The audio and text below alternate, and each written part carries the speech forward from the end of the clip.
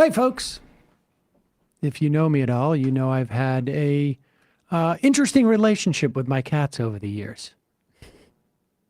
But my kids absolutely love, they love the cats we had that passed away and our new kitty. Griffin. Yes. I didn't name I him. remembered that. I didn't name him. Oh. That's not the point. Point is, I want to give my cat the best that they can eat at any time, and also keep them from being picky, because when they're picky, it's difficult for me. That's why my cats get Smalls. To get 50% off your first order plus free shipping, head to smalls.com. Use our promo code MAJORITY. Smalls cat food is protein-packed recipes. They are made with no preservatives.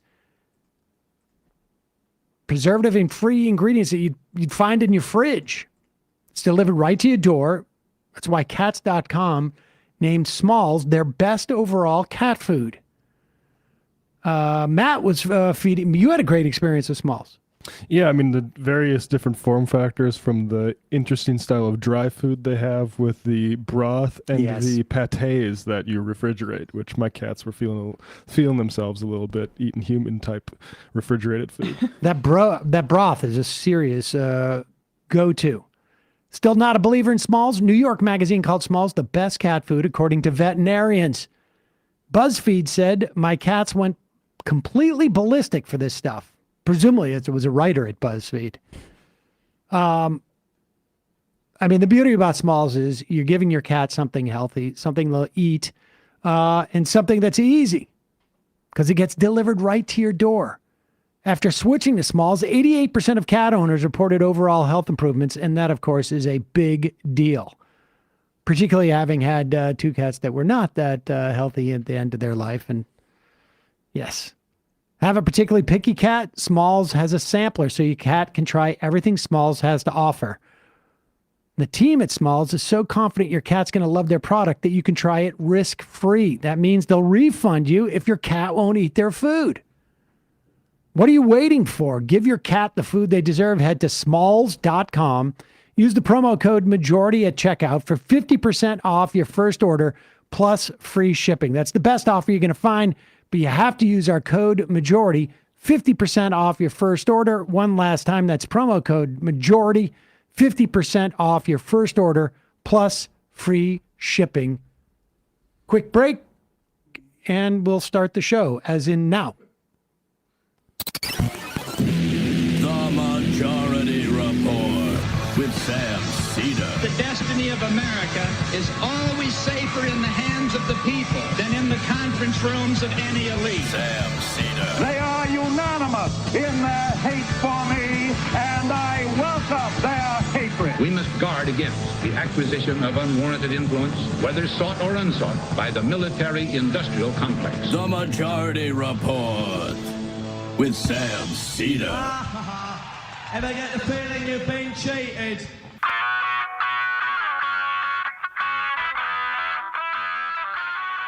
It is Monday, April 28, 2025. My name is Sam Seder. This is the 5-time award-winning Majority Report. We are broadcasting live steps from the industrially ravaged Gowanus Canal in the heartland of America, downtown Brooklyn, USA. On the program today, Elie Mystal, legal analyst, justice correspondent for The Nation, legal editor of the Radio Lab podcast, More Perfect, and a New York Times bestselling author. His latest, Bad Law, 10 Popular Laws That Are Ruining America.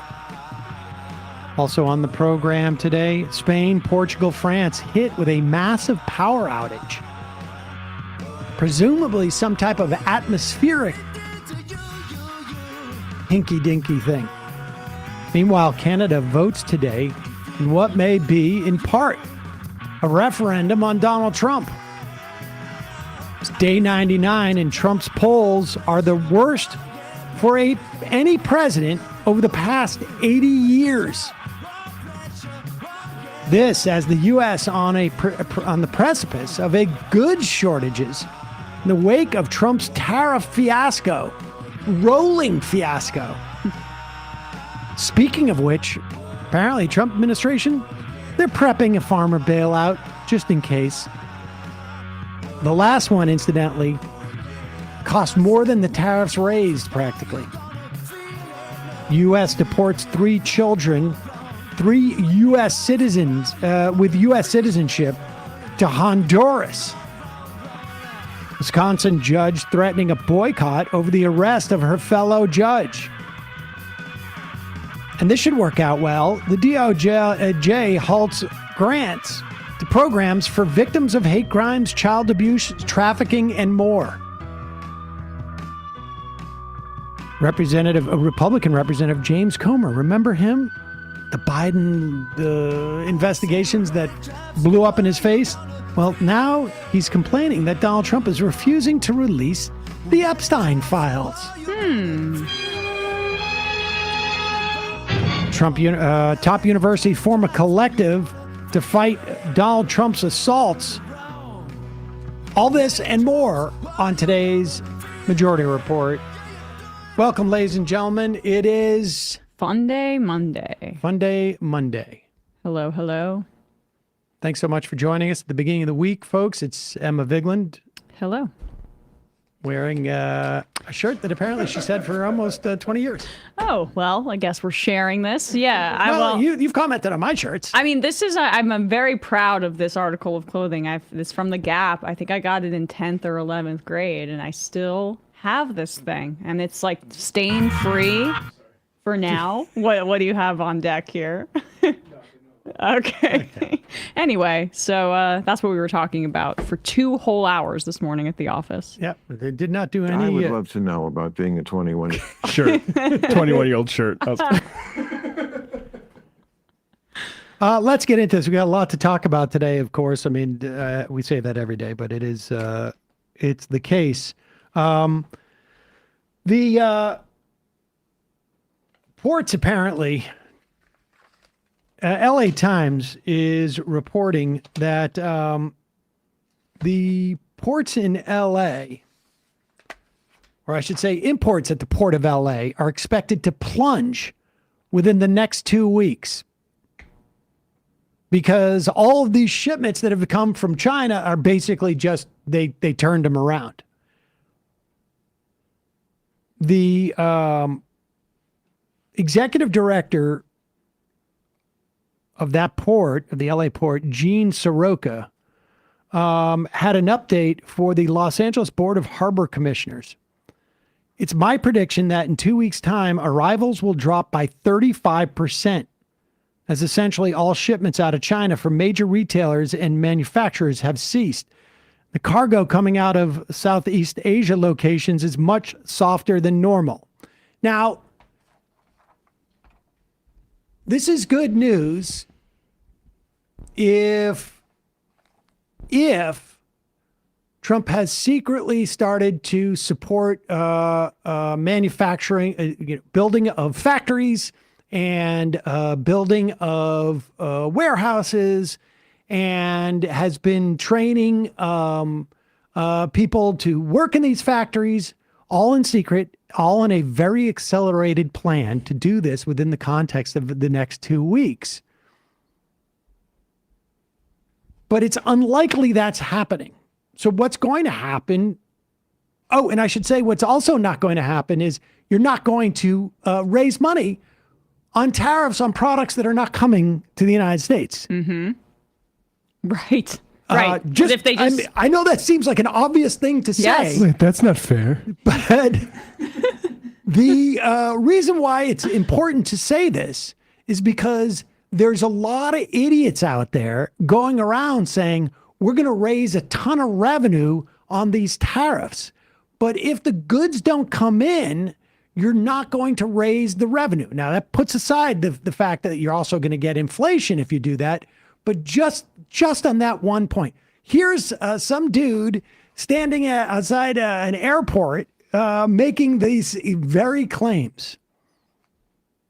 1.5 years ago, I left, and I'll tell you what, we didn't have any of these problems. The good news is costs are way down, groceries are down, eggs are down, gasoline is way down, It's all coming down. It's all looking good. The tariffs are strong. We're taking in a lot of money from tariffs. We were losing a lot before I got here. We were losing billions of dollars a day, and now we're doing great, and we haven't even kicked in yet. And eventually we'll be reducing taxes very substantially for the people of our country, because the money is so great coming in from tariffs that I'll be able to reduce taxes to a very large extent, and maybe almost completely. I mean, the amazing thing about this is that, first off, the reason why gas prices are down dramatically is because there's just a decreased demand for gas. Part of that could be a function of an economic slowdown, but also part of it is that now China, half of the cars in China now are EV. And without a war that is, or a war that is inhibiting the flow of oil, prices are dropping. And to some extent, that's good news. It would be nice if we had a program to go to renewables in this country. That, of course, is off the table. But I just like, what are tariffs about? Negotiations, or are they about raising revenue? It changes on an hourly, if not minute by minute basis from this administration. They're about all of those things simultaneously. The tariffs are everything. Tariffs are magic. And all you need to do is invoke the word, and then things get better. Wow. That panacea was sitting right in front of us the whole time. Tariffs. Okay. So we have, it's just like, this is sort of like a math problem in a way. 35% less traffic at one of the biggest ports, if not the biggest port in the country, the Port of Los Angeles. So those things aren't paying tariffs because they're not coming in. There's no tariffs on those. All the money that we're not going to have to pay taxes.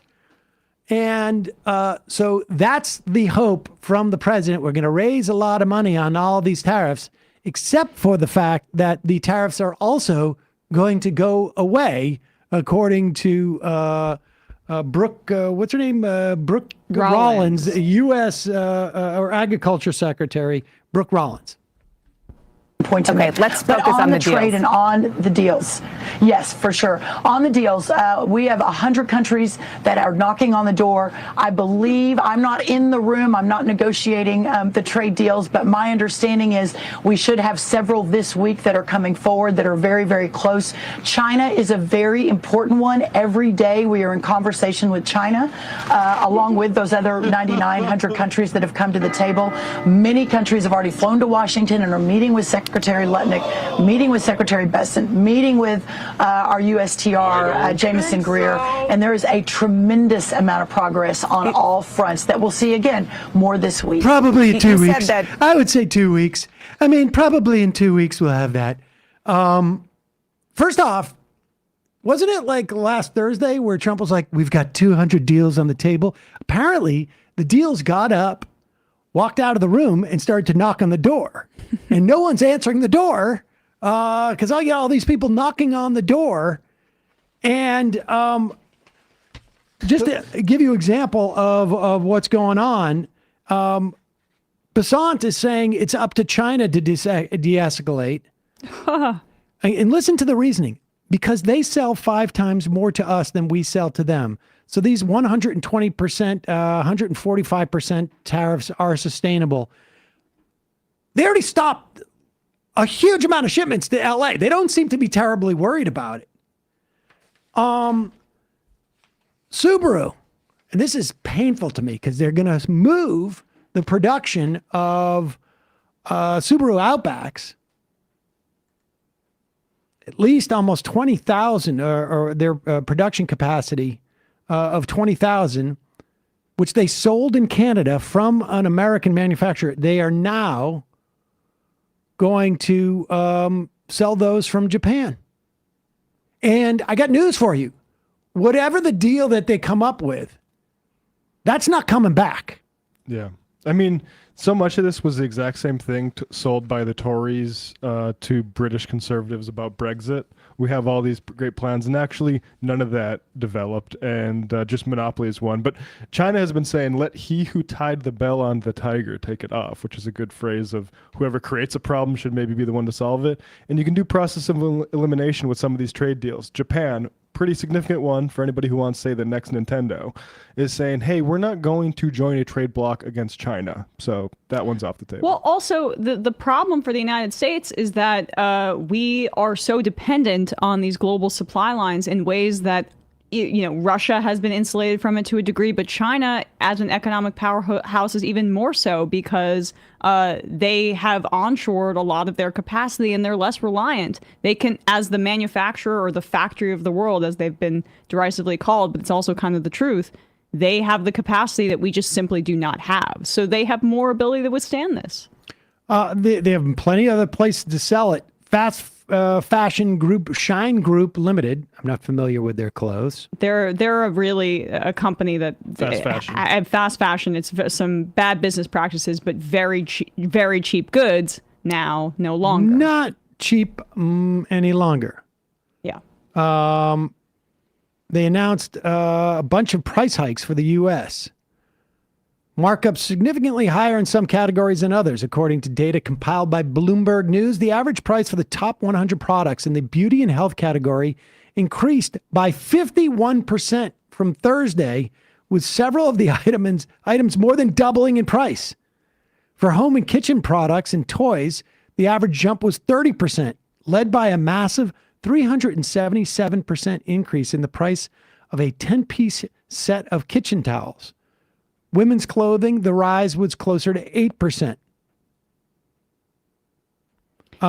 These are the kinds of goods that are sold in things like Dollar Tree, right? Which is where people are going to be feeling this the most. It's why we talk about tariffs as a regressive tax. The people that are shopping at Dollar Tree are going to experience this most acutely. 100%. Now, I know this is impossible because supposedly the government's paying these. So I don't know how this inflation is happening. Oh, like the level of conspiracism from this administration, like talking about eliminating income tax. I mean, this is the kind of thing that like we would mock, that conservatives would bandy about on a podcast or a radio show, John and how how insane it is. But individual income taxes estimated for 2025 are to bring in $2.69 trillion for 1 year, fiscal year, for the federal government. The current tariff estimate is $63 billion. Well, maybe I'll just cancel my taxes off of the tariffs. How's that?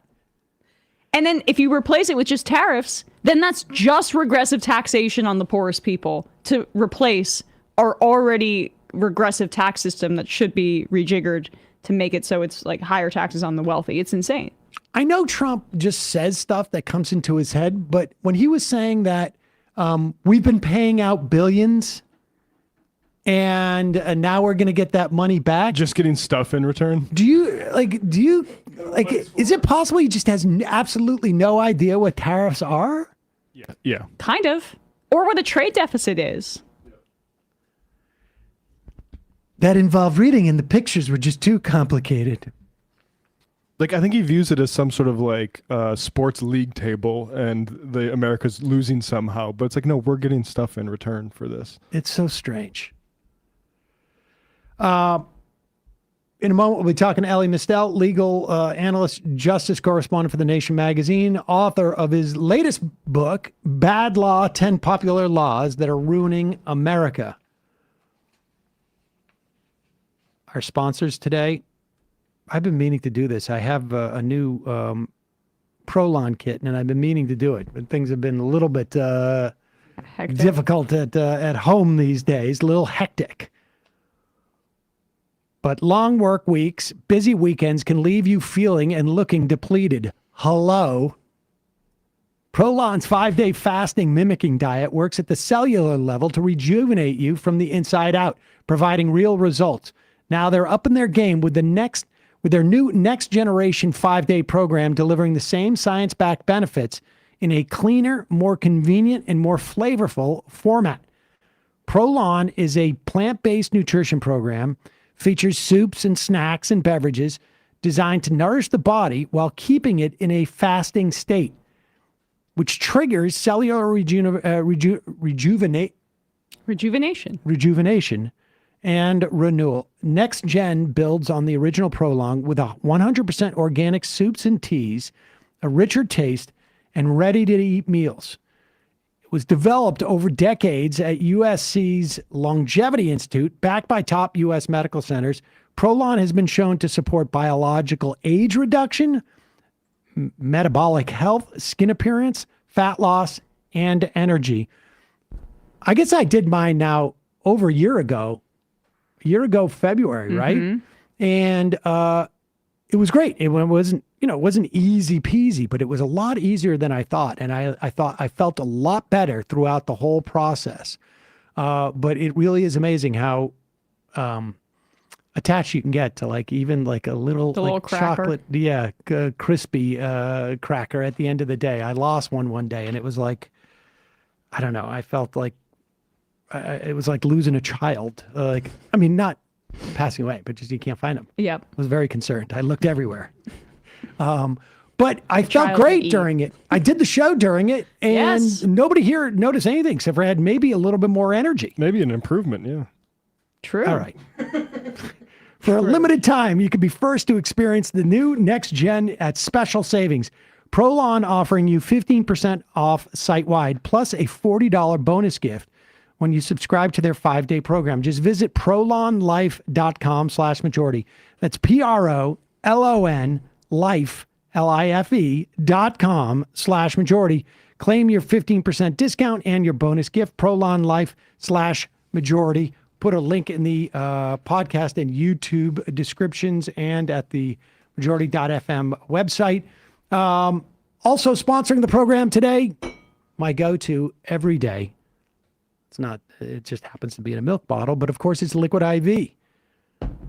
If you're prepping for a big summer, means you got to plan to stay hydrated, because that's the way you're going to get the most out of your body and live more during those warm summer months. But frankly, you should be hydrated every day of the year. Makes a big difference. Visit liquidiv.com. Maximize your summer plans with sugar-free hydration featuring the new Raspberry Lemonade Hydration Multiplier. Get 20% off your first order with code MajorityRep. MajorityRep at checkout. Every day for I don't know how many years it's been now. 7, 8 years. It was pre-COVID. I've been drinking at least one of these during the show on days when I forget, like when things get too hectic and I realize I don't have it here and I struggle through it. I feel it at the end of the day. They have true to fruit flavors that help keep you hydrated. I'm on this raspberry lemonade kick. It is sugar-free. They have all sorts of different flavors: acai berry, lemon lime, pina colada, or those sugar-free flavors: raspberry lemonade, white peach, rainbow sherbet. Break the mold, own your own ritual. Just one stick plus 16 ounces of water hydrates better than water alone. Liquid IV is powered by LIV Hydroscience, which is basically an optimized ratio of electrolytes, essential vitamins, and clinically tested nutrients that turn ordinary water into extraordinary hydration. 3 times the electrolytes of a leading sports drink. Always non-GMO, vegan, gluten-free, dairy-free, soy-free. Get ready for the summer with extraordinary hydration from Liquid IV. Get 20% off your first order of Liquid IV when you go to liquidiv.com. Use the code MajorityRep at checkout. That's 20% off your first order with the code MajorityRep at liquidiv.com. Link will be in the podcast and YouTube descriptions, as well as at majority.fm. Quick break. Elie Mystal will be joining us.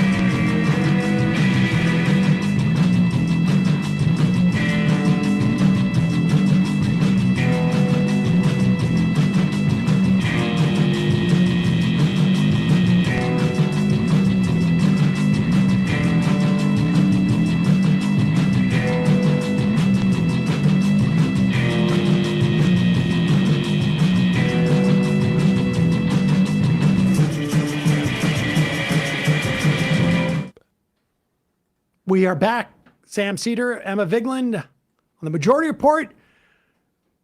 Returning to the program, Elie Mystal, the justice correspondent for The Nation, legal editor of the Radio Lab podcast, More Perfect. Also, just released a new newsletter you should check out.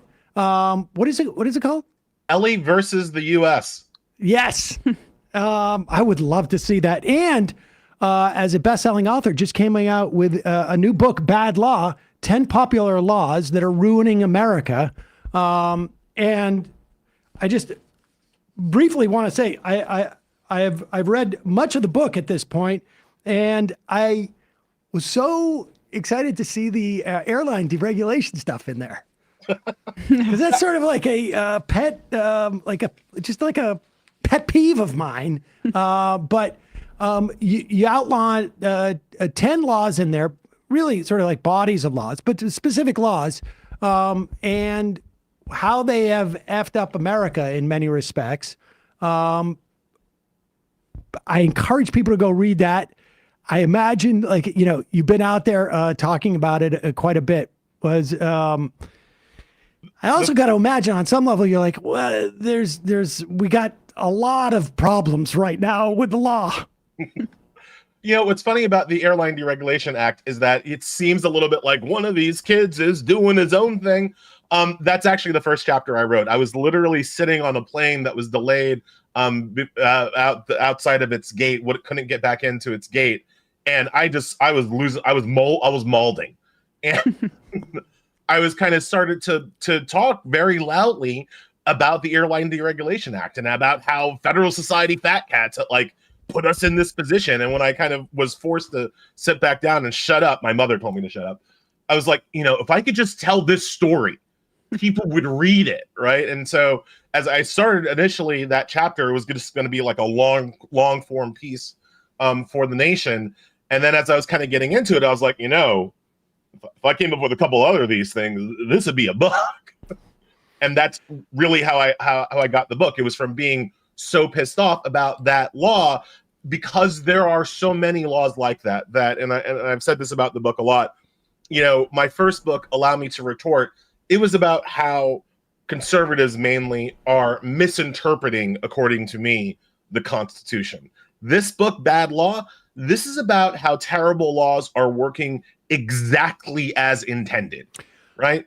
I mean, the airline deregulation, I feel like there was that was almost like more of, there was an attempt at it, but it was almost like more of a mistake. Like, there were airline executives who were saying, don't do this. Right. Don't do this. But not just the Republicans, but the Democrats didn't listen, right? And so one of the things in the book, like, I call it 10 popular laws. All the laws that I talk about in the book were passed with broad bipartisan support, right? At the time that they were passed, they were popular. And a lot of them, belatedly, the Democrats are like, oh, that was a terrible mistake, we shouldn't have done that. But the law is still there. Right. And you don't have Democrats kind of organizing and pushing around getting their own mistakes stricken and removed from the books, right? So the Democrats will join some like horrible Republican idea, then 5-10 years later be like, oh my God, how could we be so stupid? And yet the law remains, and yet they don't organize around getting rid of the law. So like I say, like, my book is kind of an attempt to start writing Project 2029, right? To start writing what we should smash if we ever get in power. People have been asking me, because, I wrote the book before the election. They were like, oh, would you have written this book if you knew who was going to win? I was like, man, look, my book was locked before Joe Biden's first debate. I wasn't under a lot of illusions writing the book that things were necessarily going to go well for the Democratic Party. But I thought, if they didn't go well, again, I'm writing this assuming that Biden is going to be the candidate in 2024. I'm thinking, well, if it doesn't go well, this then becomes a blueprint for what we should be agitating for and organizing around as we head into the next free and fair election, whenever that is. I'm not sure that that's 2028, but if we ever have an opportunity again, these are the kinds of things that we should smash. I do want to get to this other stuff, but I want to stay on this point, because there does not seem to be an apparatus certainly on the left, or even left of the center left, Oop, did we just lose Elie? Oh, we got to go to a quick break. We just lost him. We'll be right back.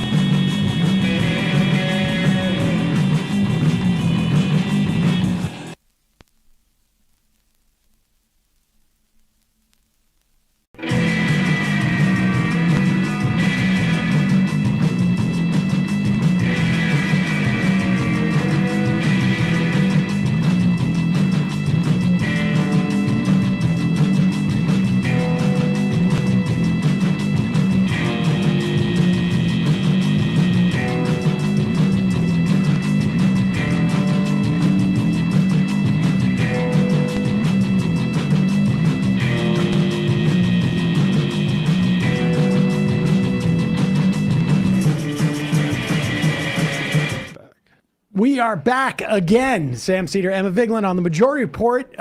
Still with Elie Mystal, the justice correspondent for The Nation, who apparently has been saying some bad things about the Trump administration, and somebody snipped his internet for a moment there. It's just a shot across the bow, Elie. So you gotta be careful in that regard.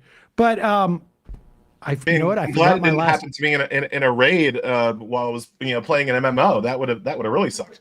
That would actually have been great if the video was on. That would have been great for us. That would have been quite a clip for TikTok. I can't really remember, frankly, what the last question I had. Oh, there is no. You were telling us about your book and how it's essentially like a to-do list for the next Democratic administration in the event that there ever is one. But we center left, there doesn't seem to really be any entities that are capable or in the game of producing a Project 2029, as it were. We see some of like the neoliberal organizations like the Nickersons and producing stuff like that, and but there really doesn't seem to be a list. I mean, I think frankly, at the American Prospect, they do a lot of that in the run up to the Biden administration, but there's no sort of like concerted movement expression of these things. Yeah, we don't have. It's one of the classic problems with liberals and leftists, if you will.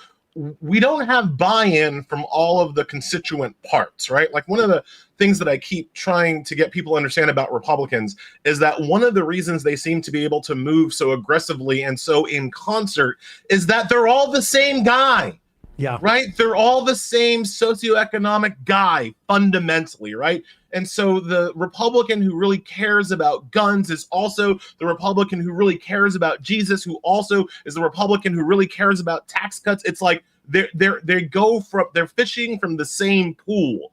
And so it's relatively easy to get all of them within a margin of error here, like on the same track towards the same goals. As much as I think Trump's style and proclamations are uniquely dangerous to the idea of American democracy, his policies are fairly like the differences between Trump's policies and Mitt Romney's policies and John McCain's policies and George W. Bush's policies. It's not that much. They're within a center mass of each other. Democrats, we're all over the place. Liberals are all over the place, and trying to get buy-in from all the constituent groups. You want to get the LGBTQ community in there. You want to get the Black community in there. You want to get the Latino community in there. You want to get workers and unions in there. Like, these are all people who don't necessarily see themselves as part of the same group, as part of the same class, as having shared interests. And so that, I think, really limits and weakens us. And it's why we end up having, the thing that we could agree upon was that Trump was a fascist, right? That Trump was the orange man was very bad. And true, he is. But as we, I think, have seen in the last election, just saying orange man bad is not actually the kind of thing that motivates people to vote. What motivates people to vote is an actual policy agenda that's going to address their interests. And we are too disparate right now to have a unifying agenda that hits all of our buried constituent groups. It is a long-standing problem with the party, and we see it play out again and again and again. But you said something interesting. You were talking about how the neoliberal groups tend to coalesce here and find ways. And this is to me, that is my fight right now, right? Like 2028 is a long way away. The fight that I got right now is 2026 and in the primary process. Because while I do not know if the 2026 general election will be free and fair, the 2026 Democratic Party primary sure as hell will be. Yep. And like that is a point where liberals and progressives need to take a stand against the people who are insufficiently committed to fighting fascism, right? And that has a historical valence here as well, right? Because if you think about the Tea Party, right, which is the proto MAGA party, well, I guess the Confederate States of America is the proto-MAGA party, but the more recent more majority into the Tea Party, into exactly. The Tea Party announces itself on the political stage, not by beating a Democrat, but by taking out a Republican, Eric Cantor in Virginia, an up-and-coming Republican, and they took him out in the primary. And David they put Bratt, up a crazy Tea Party person who, by the way, lost the seat. The Tea Party lost the seat in the general election because they put up a crazy person as opposed to a moderate, normal Republican person. But the entire Republican Party, they noticed that. They noticed when Cantor got taken out, they noticed that the Tea Party had to be dealt with as a legitimate political force inside their party long before Tea Party morphed into MAGA, morphed into the controlling white junta that runs the country, right? Progressives need to do a similar thing here. We need to take people out in 2026, and that will make the rest of the Democratic establishment at least take the left seriously and at least take progressives seriously, which is not where we are right now. Yep, I couldn't agree more. And I will just say, though, in Donald Trump's defense, I don't think Mitt Romney would ever have such a strong desire to cut taxes, to raise taxes on millionaires, but only be stopped because the public doesn't want that. So credit to Donald Trump for that. All right, so let's get into. I don't think Mitt Romney would take away his own voters' Social Security, right? I think Mitt Romney was a little bit smarter than that, but we'll see. I don't know about that. Certainly Paul Ryan was looking to, and Paul Ryan. Ryan was his vice president. But that's a good point. All right. Well, let's get to let's go back 2 weeks because you wrote a piece where you were surprised by the Supreme Court, and in a good way. And I don't think.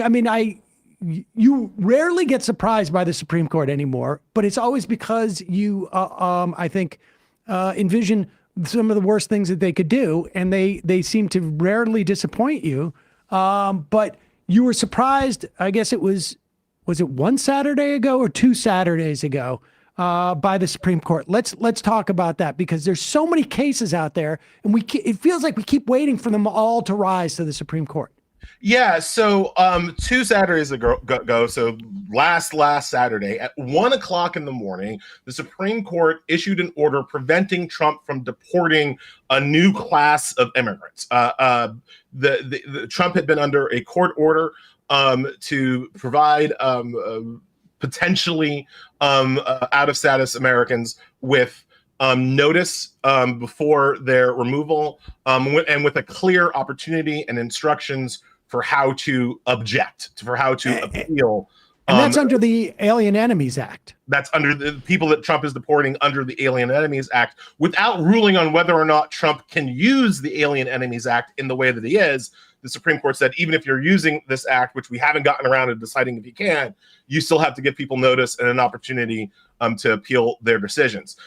In short order after that, the ACLU, doing the Lord's work as usual, got temporary injunctions preventing deportations from a couple of districts, including the Southern District of Texas. So what Trump started to do was put people on buses to send them to the Northern District of Texas, where there wasn't such an injunction against him, and then send people to El Salvador or whatever from the Northern District of Texas as opposed to the Southern District of Texas. So by Friday night, there are reports coming out that Trump administration is loading people on buses for their eventual deportation. And at 1 a.m. on Saturday morning, the Supreme Court said, no, stop, turn the buses around, 7-2. And they did it so quickly that the 2 justices that dissented, Clarence Thomas and Samuel Alito, because of course, they didn't even wait for Thomas and Alito to write their dissent, which just as a courtesy, the Supreme Court usually does before telling Trump to stop and turn the buses around. So it was really the first time, and I don't think that I'm being hyperbolic here, it is the first time during this second Trump administration where the Supreme Court has reacted with the alacrity and urgency that this moment requires, right? Where they didn't let Trump play legal time arbitrage and take advantage of the fact that he, as an executive, can move faster than the courts in most situations. Here, in the middle of the night, they literally told them to stop. And it's one of the first, and that's what surprised me, Sam. Not that they kind of backed up their own order, with the exception of Alito and Thomas, because of course, but that they did it in a timely manner that actually got those buses to turn back around. That was the surprising part. And so, yeah, more of that, please. More of that urgency, please. All right. And so just to be clear, like, they're not, and people should understand there are different ways in which you can deport people. And the Alien Enemies Act is just like an extreme, very rare, legal basis in which to deport people. And they felt like it gave them sort of carte blanche to do anything. But was the Supreme Court in that moment, it seems that they were not really addressing anything other than the ability of the administration to sort of like get around a court ruling by switching the jurisdiction in which they do the thing that other jurisdictions had said is contrary to the law. Exactly, Sam. It was completely procedural. I do not think that the Alien Enemies Act provides a sound legal basis for Trump to deport people. The Alien Enemies Act is something that you use in wartime, if you use it at all. We are not at war. Even if we were at war, I think under current constitutional understanding, the Alien Enemies Act is flatly unconstitutional. So I do not think that it has any basis in sound constitutional law. And a truly urgent Supreme Court would already be striking down Trump's use of the Alien Enemies Act on the merits of his actions, right? The court isn't doing that. This was a completely procedural ruling that, again, goes to Trump's trying to violate not just the letter of the law, but the spirit of the law and the spirit of the court orders by playing jurisdictional games, right? Again, the Supreme Court order saying that he had to give these people notice applied everywhere, right? But the ACLU got specific injunctions in specific districts where he was deporting people from. They applied for an injunction in the Northern District of Texas, but the judge there is a Trump judge, and he wouldn't give it to them. And so Trump tried to get the people he wants to kick out of the country into the Northern District of Texas. And that was, the Supreme Court, I think, obviously saw that it was a blatant and not even subtle attempt to get around a court order, which again, and let's just remember this court order, all the court order says is that you have to give these people notice before you send them to an El Salvadorian prison from which they will never escape. Well, you have to give them notice and an opportunity to contest, right? I mean, now, was the court supporting that element of it, that under the Alien Enemies Act, you must have notice and due process, essentially? Or were they just basically protecting the power of the court to issue an injunction and you can't escape it? Like, one is, we're just protecting our power, not necessarily, supporting due process rights. Yeah, no, the only ass that John Roberts cares about is his own. So this was a straight up covering their own backside with Trump kind of being willing, as he's shown in the past, to flout court orders and to flout injunctions. Trump does not care about the power of the Supreme Court. The Supreme Court cares about its own power. And it's absolutely right to say that this was more of protecting their court orders as opposed to doing anything real to help the soon to be banished Venezuelans. However, they did it. They could have done that on 12 p.m. Monday afternoon.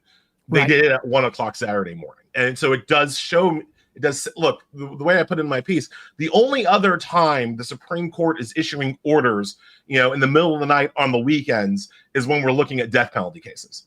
When we're looking at, your last appeal and the executioner is there with his axe or whatever they're using these days. And we're waiting for the Supreme Court to try to either prevent the literal axe from falling or to allow the person to be killed. Then they'll put out an order, at 1 o'clock in the morning. So doing it, getting sent to El Salvador in that prison is certainly analogous, it appears, at this juncture, because And that's my point. That's my point. That even the Supreme Court at this point is treating being sent to El Salvador like it would treat a death sentence, with that level of severity, and thus they are responding with that level of urgency. And it's the first time in this entire administration that I've seen the Supreme Court do it that way. Now, look, I think eventually the 6 Republican judges on the Supreme Court will approve of Trump's, I call it, unconstitutional use of this ridiculous law. I think they'll maintain the imposition of needing notice and due process for that, and then so at the very least they're going to put some constraints and put it within a legal framework, I guess. But you're saying that you don't think that they're going to say you can't use the Alien Enemies Act. Right. They're not going to stop his use of power. They're going to try to limit the process with which he uses the power. They will sane wash Trump for him. Yeah. And that's what they've always done. If we can go back to the first term, Trump v. Hawaii, the Muslim ban, the Supreme Court, the Republicans on the court seem to think that their job is to sane wash Trump, to legal wash Trump, to take his blatantly illegal and unconstitutional orders and reframe it in a way where it could be constitutional in some universe. That's what they think their job is, and that's, I think, what they're ultimately going to do with these deportations to El Salvador. They're going to let him do it, but they're going to want him to do it within a certain kind of due process parameter that will make it easier for them, not me, to swallow, over the objection of the 3 liberal judges who will be screaming in dissent to the heavens about this, again, unconstitutional use of a wartime power when we're not at war. That's what I think is. That's where I think this is ultimately going. But they'll sane wash it enough to put it within some kind of legal parameters. I mean, it hadn't even really occurred to me until you explained it this way, but it feels like there's a disease amongst lawyers. Yes. And that, I mean, because when you talk about sane washing, what Trump is doing, putting it into a legal framework, it's very much, it reminds me of what Obama did in trying to clean up George Bush's abuse of wartime. Like, we're going to create a legal framework for this stuff, so it's not sort of cowboy freelance stuff. And I mean, it's almost as if the idea is well, as long as we're doing it in a legal framework, at the end of the day, the society is protected. And then, there were other people in history who've had that sort of idea too, of consolidating this stuff within a legal framework, because then we can go forward. I mean, this is what's so problematic about it. Look, I like to use the Emperor Palpatine line, right, from Revenge of the Sith, which just had its 20th anniversary this weekend. Don't ask me how I know. And there's that line where the guy is, the Trade Federation guy is like, "Oh, Palpatine, is that legal?" And Palpatine goes, "I'll make it legal."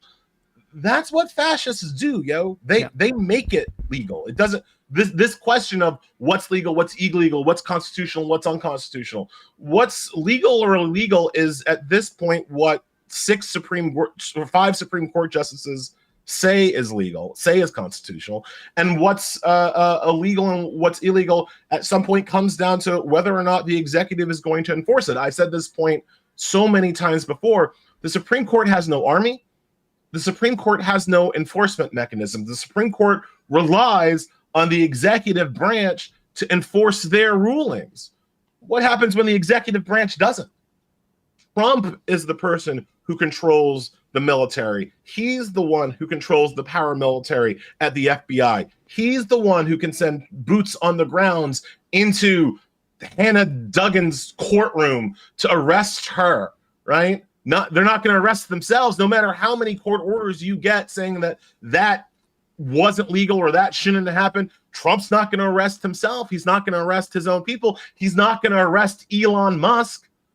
He's not going to sick the FBI on Elon Musk, right? So Trump controls raw power, not political power, not judicial power, not theoretical power. Trump controls raw power. And well, to out-nerd you for a sec, Ellie, that's Cersei Lannister saying power is power. Right. But it's also like when we talked to Rachel Cohen, gosh, that must have been a month ago or so. She was, I think, one of the people that resigned as an associate at one of the big law firms over their decision. She was saying, we were asking her, what is the reasoning? And a lot of these lawyers and partners think that they're smarter than Donald Trump. And I think there's a bit of that disease that goes all the way up to the Supreme Court, where they may take umbrage with his kind of disrespect of the court's authority. I think appealing to their ego is maybe one of the only things we have left. But they still, at the end of the day, feel like they fetishize the argument process so much to the point that they don't understand how to combat somebody using raw power like this, where you can't outsmart him, because it's not about an argument or outsmarting somebody. It's about using your power and doing so decisively. I think it goes further than Emma. I think they agree with him. They want the same policies that he wants. They might not like the way that he's doing it all the time. They might wish that he would do these things in a more normal, argumentative, due process kind of way, but they want to get to the exact same place that Trump is already going, right? And I think that we give almost these Supreme Court justices or these lawyers a little bit too much credit by assuming they are on the right side of history at some level, by assuming that they also believe in a multiracial, multi-ethnic, pluralistic democracy that's built on. We think they agree. We want to say that they agree with that, but there's scant evidence that they do. But I think they believe in their own power, right? I think that they are motivated to protect their own power. That's the one thing we have here. That's my one point. That I agree with totally, Emma. But again, part of the way that you protect your own power during a fascist administration is to let the fascist have what he wants, right? Conserve your power. Don't get into conflict with them unless it's sort of like a direct assault on you. If you can deflect it in any way, and be this is, conserving your power at this point also just means surviving, the Trump administration, right? It's it's the difference between Columbia's approach and Harvard's approach, right? Like, well, let's talk about that, because you wrote about Harvard's approach, and I just saw a story today that is talking about 10 universities, mostly in the Northeast, that have basically formed, a loose, I guess, collective to strategize how to deal with what the Trump administration is doing. Right. Columbia is acting like the University of Heidelberg in 1938 Germany, right? Trump and the fascists are coming to crush education, and Columbia has made the business decision, if you will, the executive decision that all they want to do is survive. All they want to do is survive through it, and they're willing to sacrifice their entire reputation to do it, figuring that they will be able to get it back when this is all over, right? If they can survive the takeover, then at some point in the future, 5 years, 10 years, 20 years, they'll, just like the University of Heidelberg still exists today, and doesn't always get tarnished with what they did in the 30s and 40s, right? Like Columbia is trying to survive. Harvard is trying to fight it. Harvard is trying to take a stand and saying this far and no further. Harvard is not going for the okie doke. Now, there are a couple of advantages Harvard has that Columbia doesn't have. Columbia is a very wealthy institution. Harvard is the first or second most wealthy university on the globe, right? There are very few institutions. Trump has frozen $2.2 billion of research funding at Harvard. There are very few institutions where $2.2 billion doesn't represent an existential threat to your existence, right? If somebody throws $2,200 from me, I'd be like, oh, no, I'm not going to replace that money. I need, right? Harvard, $2.2 billion, it hurts, but it ain't going to, they'll keep stepping. I got my 25th reunion coming up. I've joked they could probably raise $1 billion from my class heading into June if they had to, right? Like, Harvard is one of the places that can not afford to lose, but can lose $2.2 billion without it being an existential threat to their entire existence. So they're in a stronger position to fight than Colombia. But still, they're actually fighting, right?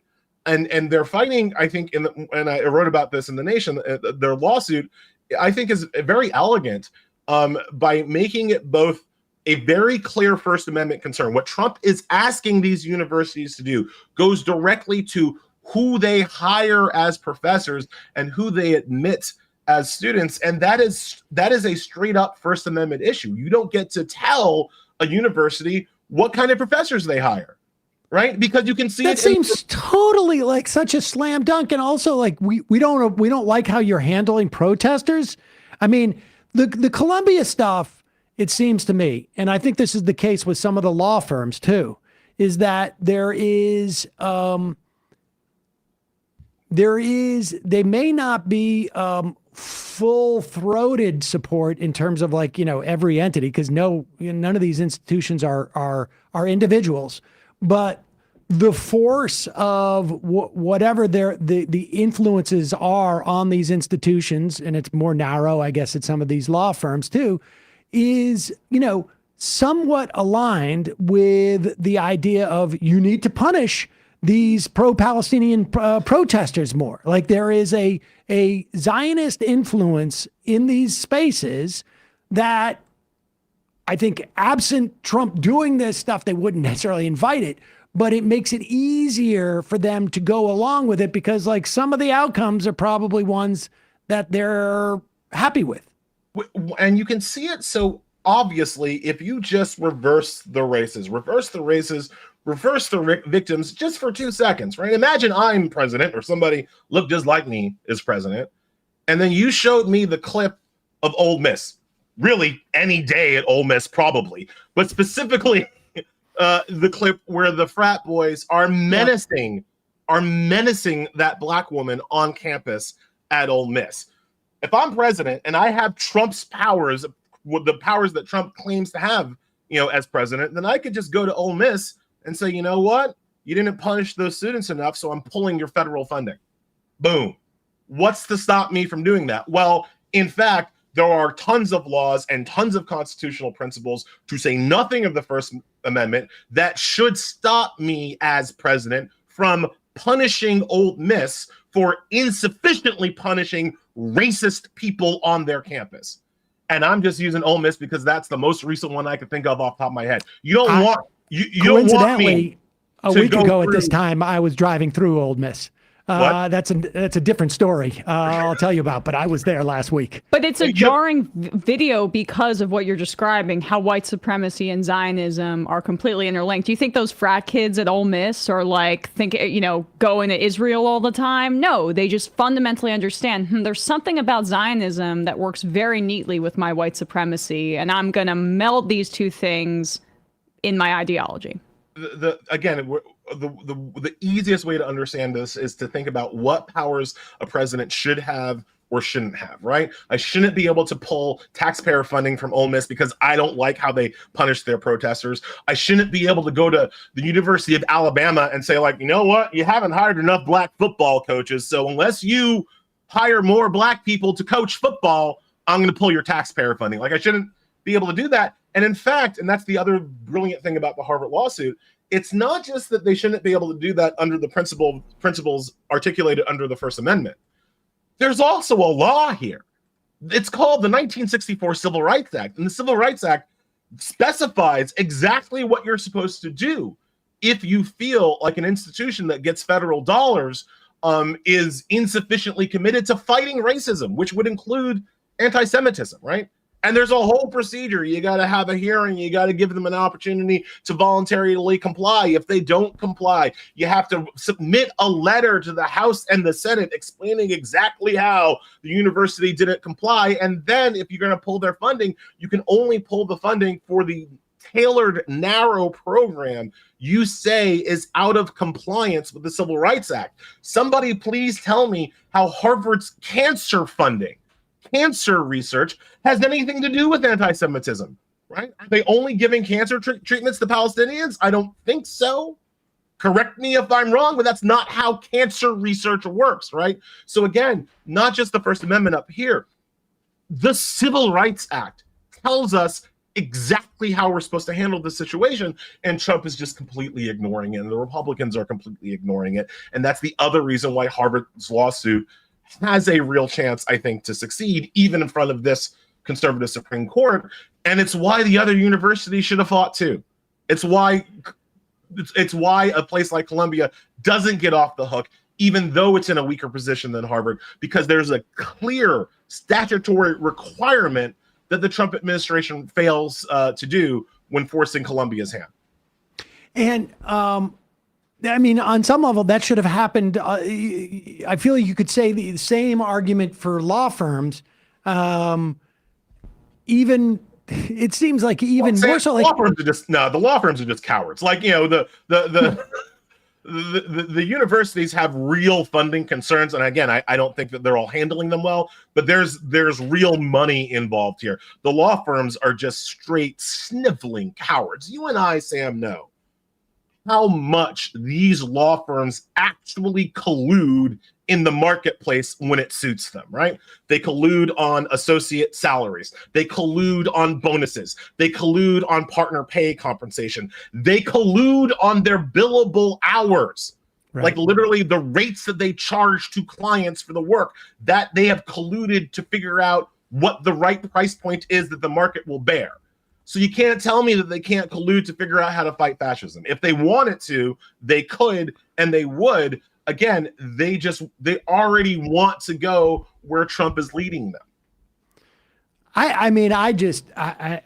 If I was a law student today, aside from desperately wanting to not be one anymore, I would be just the idea that anybody would go and work for one of these firms. Like, what? Like, are you kidding me? You know what's interesting, Sam, though, is all of their pro bono work, I think, is going to end up being actually defending the government against some of these removal cases. Yeah. People have argued, just as an aside, people have wondered why the pro bono work at large law firms leans liberal towards liberal organizations as opposed to conservative organizations. And it's like, well, do you not understand what pro bono means? It means that you're doing legal work for free. If the client can afford to pay, you would want them to pay for your legal services, right? The conservative aligned organizations have money. And so when we do legal work for them, we want them to pay a bill. The liberal aligned organizations, for the most part, don't have money. And so that's why it is pro bono, for free. We're going to do this because when we want to get paid, we go. That's when we do the Republicans and the conservatives bidding, right? If I want to represent Exxon, I'm going to be able to get a check for that. If I want to represent Habitat for Humanity, I might need to do that pro bono. That's the difference, right? So that's just an aside. One thing that's weird though, Sam, is that I wonder if you've got this too.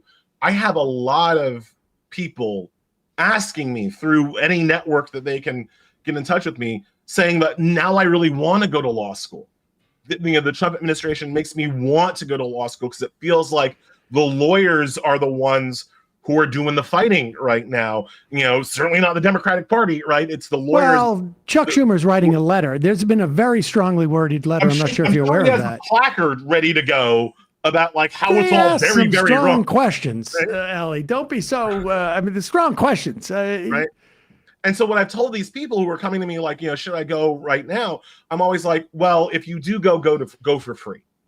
Because if you want to go specifically to fight things like the Trump organization, things like MAGA, you can't graduate $200,000, $300,000, $400,000 in debt. Because if you do, you're going to end up working for one of these sniveling coward big law firms and representing Exxon. Because that's how you're going to be able to pay your debts. And you might say, oh, I'll only do it for 2 years, 3 years, 4 years until I pay the money back. But life has a way of banking you in. So if you're thinking about going to law school specifically because you want to do things like fight the Trump administration or whatever Trump administration progeny exists by the time you get out, then it becomes imperative that you do those 3 years as cheaply as possible so that you're not locked in to only taking a Manhattan Wall Street law firm job in order to pay back those debts. Just pivoting to that last, like sort of, I guess, vertical of questions here. This dynamic we have, I don't know how many active cases there are now against the administration. It feels like it's at well over 100 at this point. It's over 200. It might be over 200. 300 now. Okay. What give me your sense of this dynamic, because I've mentioned this before, the Bannon theory of governance, which certainly seems like the Trump administration is doing this time around, is to flood the zone. It feels like what's happening, not without reason, certainly it's all called for, but that the universe of... That's my stomach grumbling. That's Sorry crazy. about that. the universe of organizations that are challenging the Trump administration on various grounds legally seems to have overwhelmed the DOJ, maybe even the legal system in and of itself. Like, that's a lot of cases in a short amount of time. And the DOJ has to provide an answer in each one of these cases. And it seems to be like, we need to punt. We need to punt. We need to punt. And so just give me your sense of like the overall trajectory of these things and what cases you think are going to be the ones to rise to the Supreme Court and we're going to get some sort of resolution on. I mean, look, the flooding, I can't even keep my internet connection working, right? Like the flooding the zone is happening and it's overwhelming. And I think it's not just short-circuiting the DOJ, it's short-circuiting the news media. The news media can't even begin to keep up with everything that's going on. Even for people who have legal training, it's overwhelming. Can you imagine if you don't? If these are the first times you've been introduced to some of these it's completely overwhelming, and it all accrues to Trump's benefit because it makes it sound like a legal morass, right? You lose the humanity in it. Trump deported a 2-year-old American citizen over the weekend, and you lose that aspect of it. There was a story in the Gothamist about how because Trump has cut funding for legal aid, for children ages 4, 5, and 6 who are facing deportation hearings are having to go to those hearings without a lawyer because no lawyer can be provided for them because Trump cut the funding, and that story gets almost completely missed. Right? Yep. 4-year-olds having to go to court and talk to a judge without legal representation. What kind of country is that? It's ours, and we don't even know it in some cases, right? So yes, the flooding the zone is terrible, and it's absolutely working.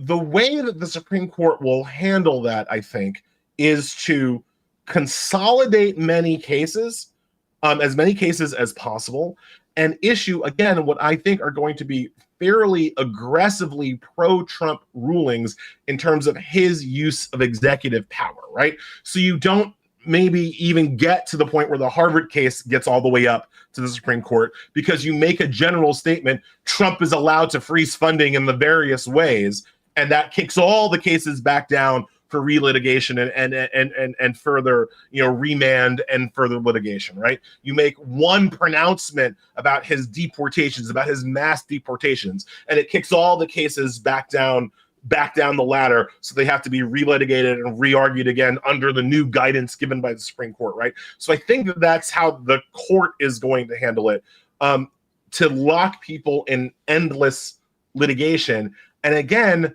that helps the person, Trump, who's already in power, who has that real physical power. I've said a lot with the funding cases, all the court orders in the world, if Trump doesn't turn the money back on, what then? Right? Trump turns the money off, and then you have to fight like dogs to try to get him to turn the money back on. But that whole time, you didn't have any money. And right. For a lot of people, that means your organization was done. And we've already seen with El Salvador. If he gets you to El Salvador, good luck ever getting back. Like, good luck ever getting back, no matter what legal court order ruling happens afterwards, right? And so I think in a lot of these cases, it's going to accrue to Trump's benefit to lock people in endless litigation because he's got the physical power right now. And so I think that's where I think when I say like we're living in a fascist dictatorship or we're in the midst of a constitutional crisis, This is what I'm talking about. What happens or doesn't happen in our country right now is entirely up to the whim of one man. There is no congressional oversight. There is no judicial oversight. There are no states' rights. There are no individual rights. What happens to people in a really physical way has everything to do with what one guy feels like that morning. If he wakes up on the wrong side of the Big Mac, you get deported. If he feels like having golf that day, you maybe get to stay in the country for another 2 days. That is tyranny.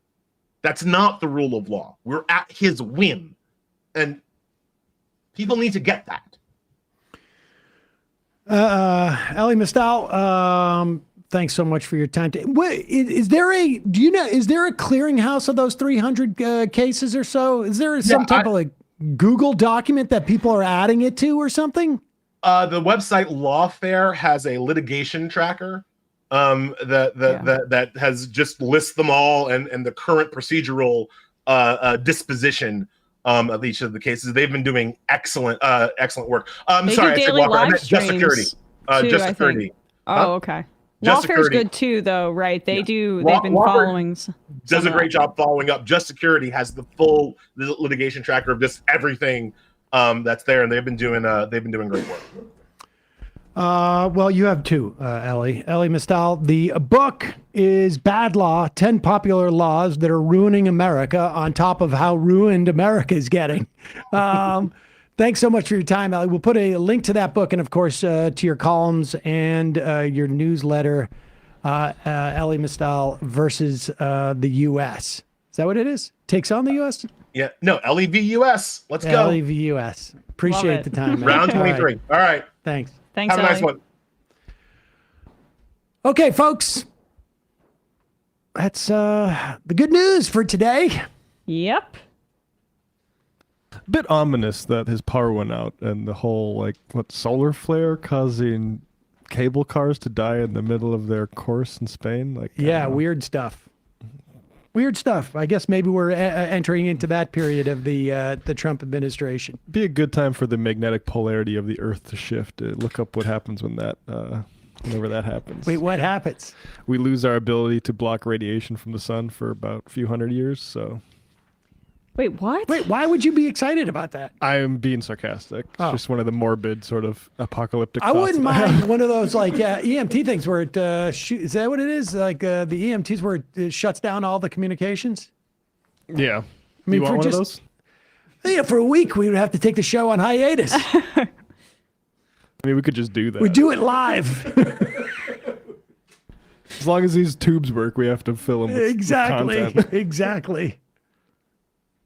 We'll shout the show in the square. Meanwhile, I'm so sorry. I'm gonna have some granola or in the. I'm dieting for the wedding. I don't know what to tell you guys. Your body has basically said. I'm and this weekend I'm like pizza, beer, like going all. So now I'm on my Monday back to So you're behind dieting, and then my stomach's like I miss all that pizza and wings we were having this weekend. But anyway, so they're eating the dogs, the people that came in. It's EMP, Hot not dogs. EMT. Thank you.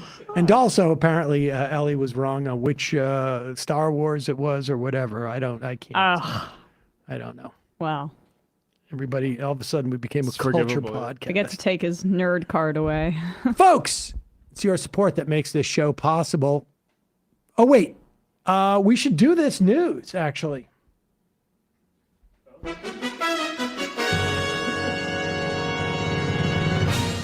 Jerry Conley, the ranking member of the Government Oversight and Accountability Committee,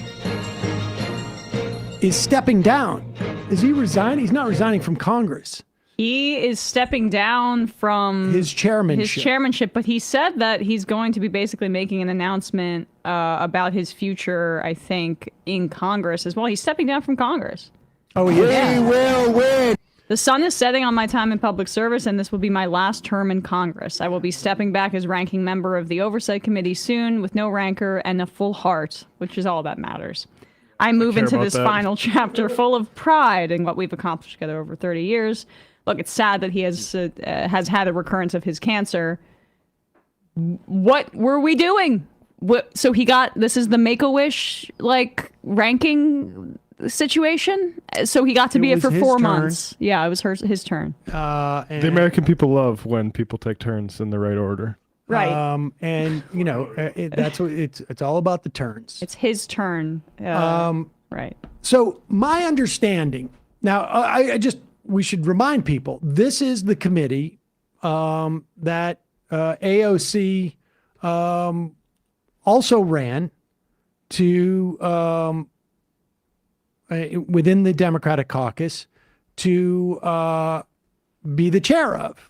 And Sheila, I can't remember what the vote was, but she lost by like, I don't know, dozens, but she got a good amount. Oh yeah, she for someone who did not have seniority, she got like 84 votes, I think it was. I can't. Good memory. Exactly. 131 to 84. And so there's a question as to who fills in when a vacancy occurs. This is my understanding. That the steering committee, which is like the nominating committee, will usually recommend a replacement. This committee, as you know, is led by the Democratic leadership. And then the full House Democratic caucus would vote on that recommendation. The vote can be contested if, one or more candidate seeks the chairmanship, which is what happened last time. Seniority is not the final determinant, but of course, as we saw with Connolly winning, if you're the oldest person running, and maybe it helps to have like some type of terminal illness, you get the benefit of the doubt, apparently, in the Democratic caucus. You get Nancy Pelosi to intervene on your behalf. First off, let me just say that this is an indictment of the caucus, because it was quite clear.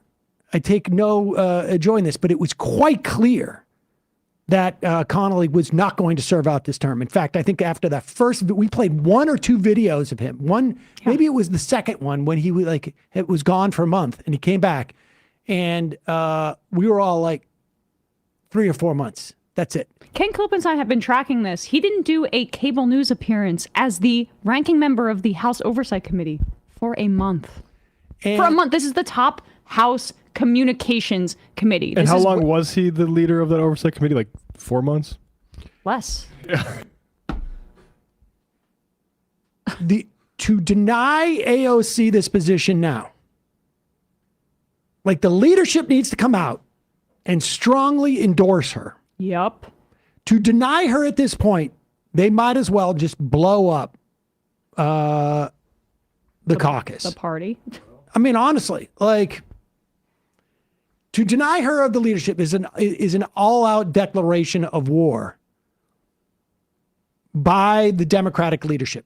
Make no mistake about it. It is an all-out declaration of war. They prevented her from getting onto this, chairing this committee before. If they prevent her again, it is an all-out declaration of war. They are basically saying, we know how this looks. We have no justification for it. Yep. We are willing to risk this.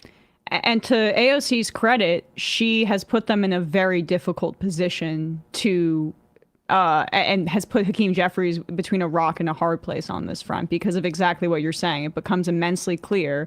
And then pairing this with the way that she's polling against Chuck Schumer, like, even if you wanted to protect Chuck Schumer, I think it would be the best move to put her on 100%. Oversight Committee. So you can sell it to those members who like Chuck and the conservative dinosaurs in the party and be like, You want to satiate her appetite to have a more prominent leadership position in the party? She could primary a Chucky, which she should still do anyway if she gets oversight, but we can put that aside for a second.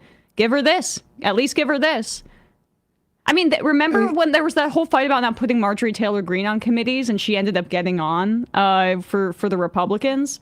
Like, yeah, this is part of it. AOC is connected to the base, not the same person as Marjorie Taylor Greene, but similar fundraising apparatus. And Marjorie Taylor Greene fundraises a lot from the base, unfortunately. The Democratic leadership is in a very, very tough situation now because they either put her on, have her chair that committee, and nobody's going to believe that they don't have the ability to make this happen. Nobody. They either have her chair that committee, and she's going to do so much better than Connolly in getting these stories out and in getting like people engaged in this stuff. And we'll play this clip of Pritzker, who's decided to run for president basically in support of this anti-oligarchy tour. It's ironic. He's a billionaire. Class traders welcome. But he has come out, and you think about like the people who have really come out strongly. There's been three, right? Walz, Pritzker, and what's his face in Connecticut? Murphy. And they've all been very aggressive. Aggressive in the way that AOC would be. They either put her in a position where she's going to get more and more publicity in terms of her fighting, or they basically create a outsider martyr in her. Yes. Which I think would be even more problematic for someone like Chuck Schumer. Or for her to run for president. Like, I mean, there was concern, and, I follow Ed Germentum's writing in his Substack where he was saying, has she tarnished her brand by, and her outsider status that is so, like, why she can get Trump voters who vote for her down ballot in her own district, with her support for Biden and Kamala Harris and stumping for them. The poll numbers haven't shown that to be the case. And if they want to make an even further martyr out of her, somebody who is outside of the party, and voters hate both parties, they make her stronger by denying this. I mean, this is why she's done an expert job at the inside and outside game. They deny her, they're screwed. And they give her more publicity, they're screwed. Yep. So it's good. Good luck. We'll see what happens with that. In the fun half, we'll play some of those clips from Pritzker. We'll play Chuck Schumer's big move to fight Donald Trump. You see Cory Booker and Hakeem Jeffries are doing a sit-in on the steps of the Capitol that we're supposed to care about again. Another simulated bit of resistance to get the polling numbers up among progressives that don't really pay attention to things. Yeah. They're threatened by this is the weather for those that. Rallies. I want to see a sit-in on the steps of in D.C. in late July. How about that's where I start to have respect. I want Cory Booker to do a sit-in at Shabtai, the Jewish outreach sort of group that he co-founded in the 90s that invited Ben Gvir to Yale. I'd like him to do a sit-in there. If it's time to speak up for freedom and you can never keep your voice silent, do it now, buddy. Some people are saying that their money's on Oversight for Crockett. I don't agree with that. I think that would be a huge mistake. I also think that Crockett was too smart to Bigfoot AOC and then put herself in an opposition to her. Because she's kind of like, even though her politics aren't as good, she's still riding some of that momentum with this newer generation of Democrats. You don't want to put yourself on the opposite side of AOC if you're Jasmine Crockett, just don't think that's in my view. She's also even greener. She's even newer to Congress. Yeah. I don't agree. Highly unlikely. It's AOC or somebody else who's old and as shit. Yeah. Steny Hoyer, is he out? Can't we find Pelosi for Hey, Pelosi's not even in the top 5 for the oldest House members. So at a young 83, she's only number 6. Is there not a Democrat who's missed significant time for illness that we could put in there? Yeah, let's ask the doctors who's the most likely to go soonest. Pelosi meets the criteria with that hip she cracked right before putting Connolly to the forefront. We got to check and see if anybody has pancreatic cancer first before we do anything too rash. That's our DEI. DIE.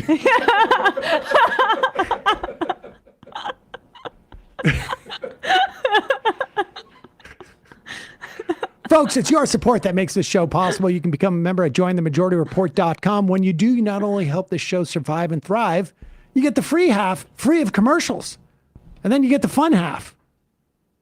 And gosh, it's so fun in the fun half these days. JoinTheMajorityReport.com. Also, JustCoffee.coop. Fair trade coffee. Hot chocolate. Use the coupon code MAJORITY. Get 10% off. Try this coffee, folks. Right now, I would buy a 5-pound bag because price of coffee ain't going down. 200. We've got so many deals. We're going to make so much money. Coffee in every cup. We're going to do coffee factories in the Ozarks. We're going to have beautiful avocados. Nobody's going to grow avocados. Coffee greenhouse. Left Reckoning, Matt. Vincent Bevins tomorrow, 7 o'clock Eastern time, talking about his Movimento Sem Terra on Brazil's landless workers movement. A really great interview, talking to him for about 40 minutes. So check that out, patreon.com/leftreckoning. See you in the fun half.